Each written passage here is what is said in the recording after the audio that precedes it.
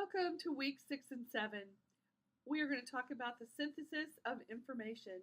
This adds on to last week's module, critical appraisal, that is the crux of the material in this course. You have the crux of evidence-based practice. So while these two modules, or these 4 weeks, were significant to you in terms of the amount of effort you had to put into them, this is the crux of the material in the course. It gets easier from here on out, I promise. Just like the other designed units in this course, you're going to look at the unit objectives. This is what you will learn in this particular 2 weeks.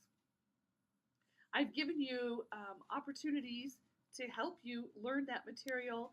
I've given you chapter 7 and chapter 9 in our assigned textbook by Melnick, Fineout, Overholt, to provide feedback, opportunity to find out more, to dig a little bit deeper. In this particular video, I have gone through this particular article by Gonzalez on promoting interventions that promote colorectal cancer screening in the Hispanic population. I encourage you to click on that video to learn about the synthesis of that particular article. So I take an article and I talk about how do you look at that information, how do you synthesize it. So I hope that that will be helpful for you. Remember also that you have the links to our AJN series on evidence-based practice. That's also in part of your assigned readings, critical appraisal. And I've done the same thing with this Gonzalez article. These are the same, so you just need to click on one or the other. I will probably remove one of them before our class starts. I'll take the one that is the best recording. Okay, if you need some more, in 1995, Winifred Pinch published an article on synthesis and how do you synthesize information.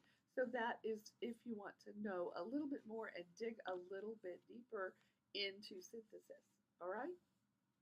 Levels of evidence. In levels of evidence, we're going to be talking about a way to decide the weight of a particular article or artifact that you find in your weighing of the evidence. So right now you've found evidence and you're sifting through it and trying to decide what are keepers, what are not keepers, how does this make up an answer, how credible is this answer, and for that you need some sort of prioritizing system, and that is called levels of evidence. So I encourage you to learn more about the rating structure.